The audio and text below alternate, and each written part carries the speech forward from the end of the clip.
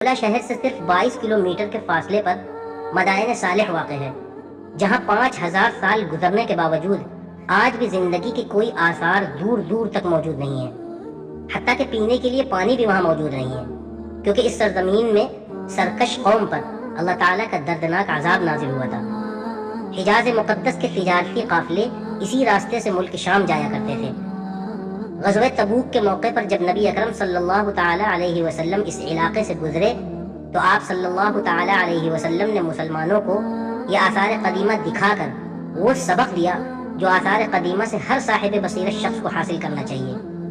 چنانچہ آپ صلی اللہ تعالی علیہ وسلم نے اپنے اصحاب سے فرمایا، یہ اس قوم کی بستی ہے جس پر اللہ کا عذاب نازل ہوا تھا، لہذا یہاں سے جلدی گزر جاؤ، یہ سیرگاہ نہیں ہے بلکہ رونے کا مقام ہے۔ تقریباً 5000 سال قبل حجر علاقے میں مشہور عرب قبیلہ سمود رہتا تھا۔ یہ قبیلہ قوم عاد کی نسل سے تھا۔ حضرت ہود علیہ السلام اور قوم عاد میں سے جو مومنین اللہ کے عذاب سے بچ گئے تھے، قوم سمود انہی کی اولاد میں سے ہیں۔ اس قوم میں بھی رفتہ رفتہ بت پرستی آ گئی تھی۔ اس وقت یہ علاقہ سعودی عرب میں ہے، جو ان دنوں مدائن صالح کے نام سے جانا جاتا ہے۔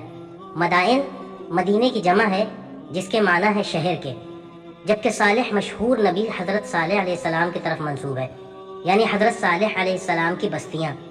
مدائن صالح مدینہ منورہ اور تبوک کے درمیان مدینہ منورہ سے تقریباً 380 کلومیٹر شمال مغرب میں واقع ہے۔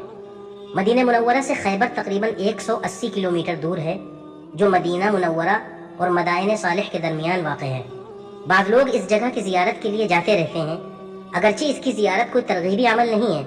آج بھی صبح سے شام تک حجر یعنی مدائن صالح کی زیارت کی جا سکتی ہے، لیکن رات میں اس مقام پر جانے کی اجازت نہیں ہے۔ اقوام متحدہ کے تعلیمی و ثقافتی مشہور ادارہ یونیسکو نے بھی مدائن صالح یعنی حجر کی تاریخی حیثیت تسلیم کی ہے۔ مدینہ منورہ سے جاتے ہوئے مدائن صالح سے 22 کلومیٹر پہلے العلا نام کا ایک خوبصورت شہر آباد ہے، جہاں لیموں، سنترا، انگور اور آم کے علاوہ گیہوں اور جو کی بھی خوبصورت کھیتیاں ہیں۔ لیکن العلا شہر سے صرف 22 کلومیٹر کے فاصلے پر مدائن صالح واقع ہے، جہاں 5000 سال گزرنے کے باوجود آج بھی زندگی کے کوئی آثار دور دور تک موجود نہیں ہیں، حتیٰ کہ پینے کے لیے پانی بھی وہاں موجود نہیں ہے، کیونکہ اس سرزمین میں سرکش قوم پر اللہ تعالیٰ کا دردناک عذاب نازل ہوا تھا۔ اسی لیے جو حضرات مدائن صالح جاتے ہیں وہ پانی، جوس اور کھانا پینا وغیرہ العلا شہر سے ہی لے کر جاتے ہیں۔ حجاز مقدس کے تجارتی قافلے اسی راستے سے ملک شام جایا کرتے تھے۔ عثمانی حکومت نے 1907 عیسوی میں مدائن صالح میں ایک ریلوے اسٹیشن بھی بنایا تھا، جو مدینہ منورہ کے بعد دوسرا بڑا ریلوے اسٹیشن تھا۔ مدینہ منورہ سے خیبر اور مدائن صالح ہوتی ہوئی ٹرین دمشق یعنی سوریہ جایا کرتی تھی، مگر سلطنت عثمانیہ کے زوال کے ساتھ ہی یہ تاریخی ٹرین بھی بند ہو گئی۔ غزوہ تبوک کے موقع پر جب نبی اکرم صلی اللہ تعالی علیہ وسلم اس علاقے سے گزرے تو آپ صلی اللہ تعالی علیہ وسلم نے مسلمانوں کو یہ آثار قدیمہ دکھا کر وہ سبق دیا جو آثار قدیمہ سے ہر صاحب بصیرت شخص کو حاصل کرنا چاہیے۔ چنانچہ آپ صلی اللہ تعالی علیہ وسلم نے اپنے اصحاب سے فرمایا، یہ اس قوم کی بستی ہے جس پر اللہ کا عذاب نازل ہوا تھا، لہذا یہاں سے جلدی گزر جاؤ، یہ سیرگاہ نہیں ہے بلکہ رونے کا مقام ہے۔ حضرت صالح علیہ السلام حضرت ابراہیم علیہ السلام سے بہت پہلے حضرت نوح علیہ السلام کے بیٹے سام کی نسل سے ہیں۔ انہیں قوم سمود کے لیے نبی بنا کر بھیجا گیا تھا۔ یہ قوم بہت طاقتور تھی اور پہاڑوں کو تراش کر گھر بنایا کرتی تھی۔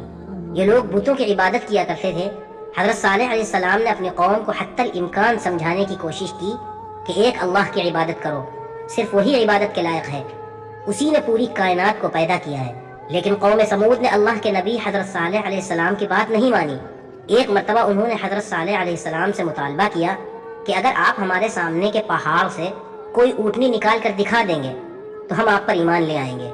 حضرت صالح علیہ السلام نے اللہ تبارک و تعالیٰ سے دعا فرمائی اور اللہ تعالیٰ نے پہاڑ سے اونٹنی بھی نکال کر دکھا دی۔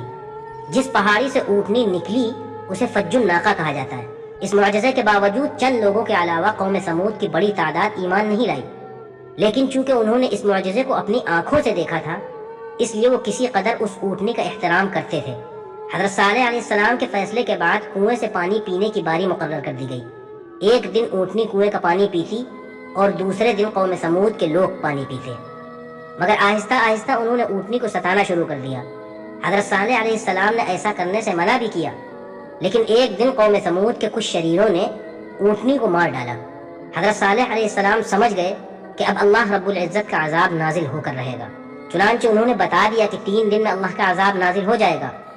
اس کے باوجود اس ضدی قوم نے توبہ کرنے کے بجائے حضرت صالح علیہ السلام کو ہی قتل کرنے کا منصوبہ بنا ڈالا، جیسا کہ اللہ تبارک و تعالیٰ نے سورۃ النمل آیت نمبر 48 اور 49 میں ذکر کیا ہے۔ لیکن اللہ تعالیٰ نے انہیں راستے ہی میں ہلاک کر دیا اور ان کا منصوبہ دھرا کا دھرا رہ گیا۔ آخرکار 3 دن گزرنے کے بعد شدید زلزلہ آیا اور آسمان سے ایک ہیبت ناک چیخ کی آواز نے ان سب کو ہلاک کر ڈالا۔ اس طرح قوم سمود اپنی پوری طاقت اور قوت کے باوجود ہمیشہ کے لیے ختم ہو گئی اور ان کی بستی قیامت تک کے لوگوں کے لیے عبرت بن گئی۔ اللہ تبارک و تعالیٰ نے اس قوم کا ذکر متعدد مرتبہ اپنے قرآن مجید میں فرمایا ہے۔ حضرت صالح علیہ السلام کا نام نامی بھی 9 جگہ پر قرآن کریم میں آیا ہے۔ حضرت صالح علیہ السلام اور ان کی قوم کا تفصیلی ذکر سورۃ الاعراف، سورہ ہود، سورۃ الشعراء، سورۃ النمل اور سورہ قمر میں وارد ہوا ہے۔ نیز سورہ حجر، سورہ فصلت، سورہ زاریات، سورۃ النجم، سورۃ الحاقہ اور سورۃ الشمس میں بھی ان کے مختصر احوال ذکر کیے گئے ہیں۔ آخر میں اللہ تبارک و تعالیٰ سے دعا ہے کہ اللہ تعالیٰ ہم کو قرآن سمجھ کر پڑھنے اور اس پر عمل کرنے کی توفیق مرحمت فرمائے۔